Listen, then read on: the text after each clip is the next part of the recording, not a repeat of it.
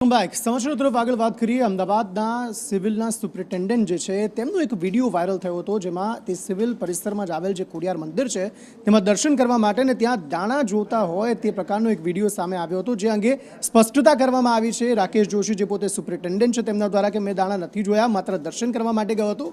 બીજી તરફ ત્યાંના જે પૂજારી છે તે તો એવું કહી જ રહ્યા છે કે તેમણે દાણા જોવડાયા હતા। જે જગ્યા પર આ હોસ્પિટલ બિલ્ડિંગ બનવા જઈ રહી છે એનો એક હિસ્સો ખોડિયાર માતાનું મંદિર પણ છે, જે ખૂબ જૂનું મંદિર છે।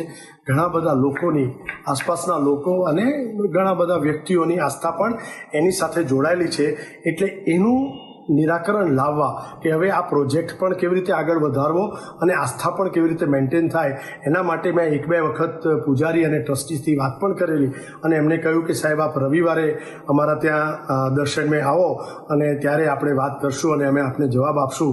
એના અંતર્ગત આજે હું એમને મળવા ગયો, એમની પાસે બેસી અને એમને આ આખા પ્રોજેક્ટ વિશે સમજણ આપી કે આ જગ્યા પર જે તૈયાર થઈ રહ્યું છે એ સિવિલમાં હોસ્પિટલમાં આવતા એ દરેકે દરેક ગરીબ દર્દીને એનો લાભ મળશે। અહીંયા આટલા બધા બેડ તૈયાર થશે, આટલું આઈસીયુ તૈયાર થશે। ત્યારે સિવિલ નતું પડ્યું ને એ પહેલાની આ ડેરી છે, ત્યારે બી એકવાર કઢાયું હતું, ત્યારે બી અને માતાજીએ મંદિર અહીંયા જગ્યા પર સિવિલ નતું, આ બિલ્ડિંગ બનવા જ નથી દીધી, 7 વાર પાડી દીધી હતી।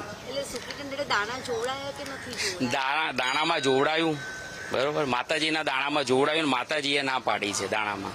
દાણામાં અમારે જોવાનું માતાજીના જોડે આ રીતે અમે દાણામાં જ જોઈએ છે કે ભાઈ માતાજી જોડે જ્યારે બી રજા લેવાની તો દાણામાં રજા લઈએ છીએ અમે, અને એમને બોલાવીને અમને અમારા પાસે બેસાડીને રજા લેવડાવી હતી કે જો આ રીતે માતાજી તમને દાણામાં જવાબ આપે, આમાં જવાબ આપે તો અમે તૈયાર છે, પણ માતાજી એ રીતે છે ને દાણામાં ના જ